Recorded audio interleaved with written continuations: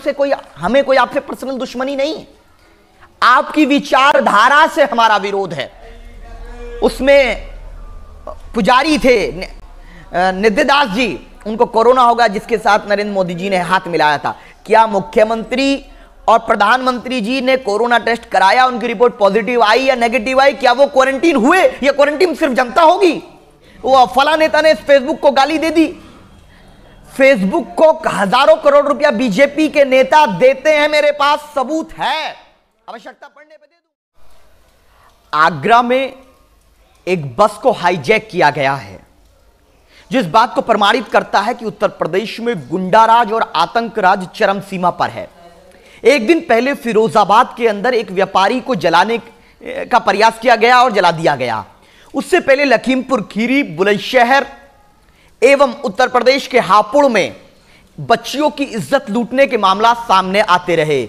लेकिन उत्तर प्रदेश के मुख्यमंत्री योगी आदित्यनाथ उर्फ अजय सिंह बिष्ट इस प्रयास में लगे हुए हैं कि किस तरीके से देश के मुसलमानों को, उत्तर प्रदेश के मुसलमानों को दबाने का षड्यंत्र रचा जा सके। उसी के तहत लखनऊ और मेरठ में पब्लिक डैमेज प्रोटेक्शन के लिए ट्रिब्यूनल बनाया जा रहा है, जिसको सुप्रीम कोर्ट और हाई कोर्ट में भी चैलेंज नहीं किया जाएगा। यानी कि जो पब्लिक प्रॉपर्टी का डैमेज सीए प्रोटेस्ट में हुआ, उसके लिए ट्रिब्यूनल।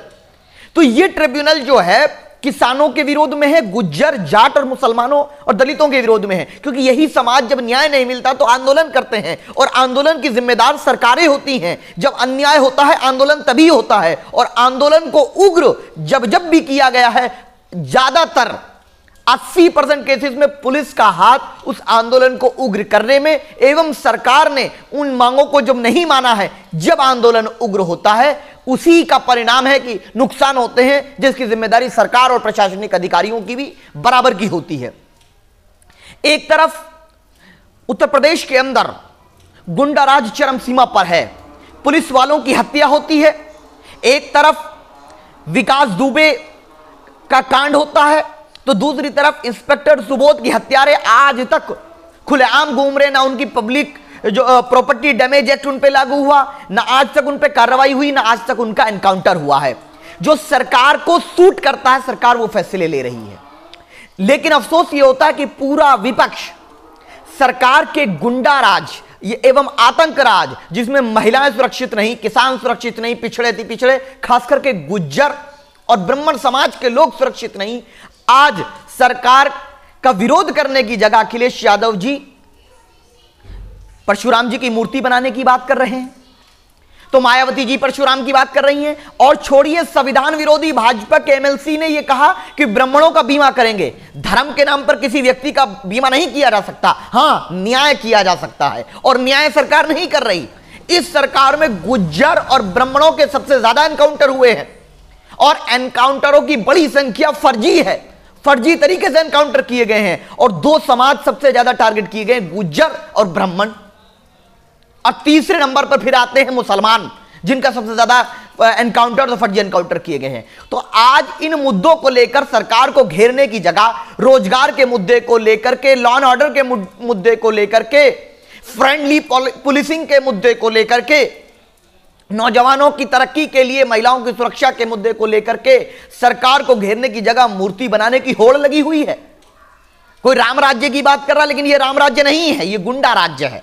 इसीलिए जब पीस पार्टी अध्यक्ष डॉक्टर अयूब साहब ने निजाम मुस्तफा की बात की, यानी मानवता और न्याय, जहां कोई भेदभाव ना हो, उस निजाम मुस्तफा की बात की, तो समर्थन तो क्या करते, उसका विरोध करने शुरू हो गए। इसीलिए हमने बात की थी निजाम मुस्तफा की। उत्तर प्रदेश में कौन से हालात हैं? ऐसा लग रहा है कि ये इजराइल और सीरिया बन गया आईसिस की तरह।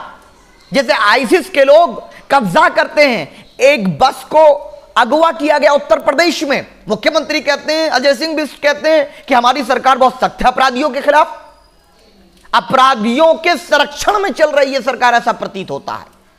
और ये ट्रिब्यूनल बनाए गए हैं कि जो सीए प्रोटेस्टर थे, उनसे जितना भी नुकसान हुआ संपत्ति का, उनसे वसूला जाएगा। ऐसे नोटिस भेजे। फिरोजाबाद में बनने खान साहब 6 साल पहले इंतकाल कर गए, उनको नोटिस भिजवा देती है पुलिस। ये कौन सा न्याय करेंगे? ये न्याय नहीं, ये अन्याय है। और जब अनार्की होगी, अन्याय होगा, लोगों का कानून व्यवस्था से विश्वास उठेगा, तो ये प्रदेश हित में भी नहीं होगा, देश हित में भी नहीं होगा।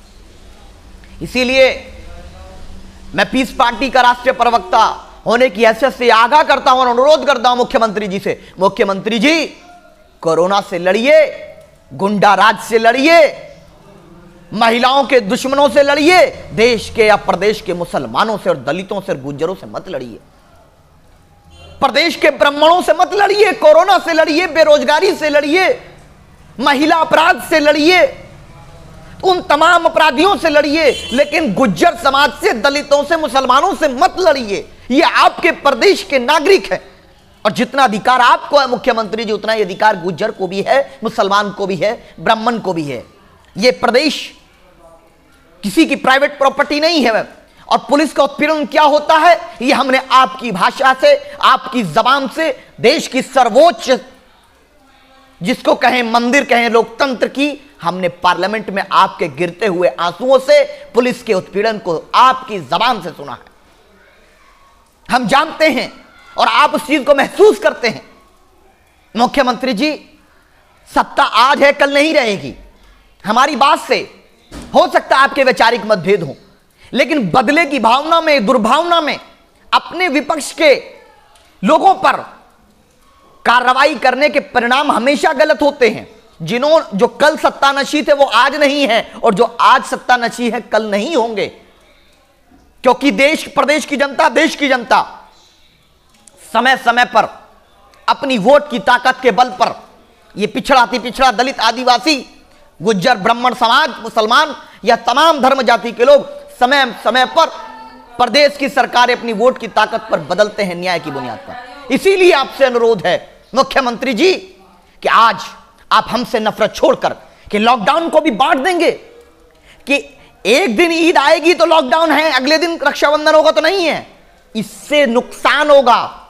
और जो आपने भूमि पूजन का इसी भी हम विरोध कर रहे थे, वहां जो मुख्य उसमें पुजारी थे निधिदास जी, उनको कोरोना होगा, जिसके साथ नरेंद्र मोदी जी ने हाथ मिलाया था। क्या मुख्यमंत्री और प्रधानमंत्री जी ने कोरोना टेस्ट कराया, उनकी रिपोर्ट पॉजिटिव आई या नेगेटिव आई? क्या वो क्वारंटीन हुए या क्वारंटीन सिर्फ जनता होगी?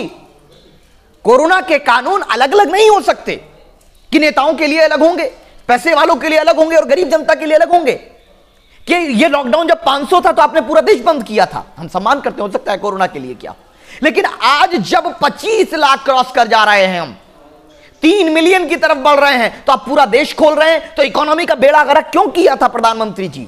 क्यों बर्बाद किया था आपने इकोनॉमी को? देश जानना चाहता है। जब हम कोरोना से अभी जंग नहीं जीते हैं तो ये कृत्य क्यों हो रहा है? इकोनॉमी बूस्ट के लिए आप क्या एजेंडा लेकर आने वाले, देश जानना चाहता है। ये मुद्दा है। आने वाले समय में इकोनॉमी क्रैश हो जाएगी और आने वाले समय में अपराध बढ़ेंगे और महिला अपराध भी बढ़ेंगे। मैं फिर कह रहा हूं, अगर सरकार जागरूक नहीं होगी, सोशल मीडिया हेट्रेड, कहते हैं कि वो फला नेता ने फेसबुक को गाली दे दी। फेसबुक को हजारों करोड़ रुपया बीजेपी के नेता देते हैं, मेरे पास सबूत है, आवश्यकता पड़ने पे दे दूंगा। प्रमोशन कराते हैं, सब लोग कराते हैं, हम किसी के विरोधी नहीं, प्रमोशन कराना चाहिए, लेकिन उसके लिए गाइडलाइन क्यों नहीं बनवा देती सरकार? कितने दंगे होंगे सोशल मीडिया के नाम पर, क्यों नफरत फैलाते हैं? क्योंकि इसका लाभ भारतीय जनता पार्टी को मिलता है। मुख्यमंत्री जी, अगर आप सख्त सरकार चलाएंगे, आप न्याय करेंगे, तो प्रदेश की जनता न्याय ही चाहती है। उसे कोई, हमें कोई आपसे पर्सनल दुश्मनी नहीं है।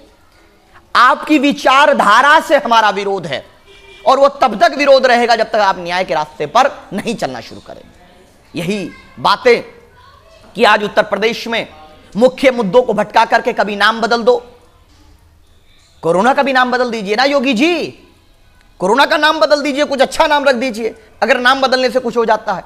दूसरी तरफ नाम बदलने की बात आई अभी कि मुगल गार्डन का नाम बदलने वाले हैं। अरे भैया, मुख्यमंत्री जी ने कहा कि गुलामी की जितनी निशानी है सबको बदल देंगे। दिल्ली को राजधानी मुगलों ने बनाया, उसके बाद अंग्रेजों ने उसको स्वीकार किया। तो अगर गुलामी की चीजों से आपको इतनी परेशानी है तो दिल्ली की को राजधानी बदल के अयोध्या को बना दो ना राजधानी। कौन मना कर रहा? बना दीजिए आप राजधानी। लेकिन देश के नौजवान को क्या अयोध्या राजधानी बनने से रोजगार मिल जाएगा? महिलाओं की इज्जत सुरक्षित हो जाएगी, इकोनॉमी हमारी सरवाइव हो जाएगी, जीडीपी सरवाइव हो जाएगी, देश प्रगति कर जाएगा। तो कर दीजिए, मुबारक हो, हम स्वागत करेंगे। बनाइए अयोध्या को राजधानी, अगर हिम्मत है आप में, सच्चा प्रेम है श्री राम से, तो बनाइए अयोध्या को राजधानी, लेकिन न्याय जरूरी है। जय हिंद, जय भारत।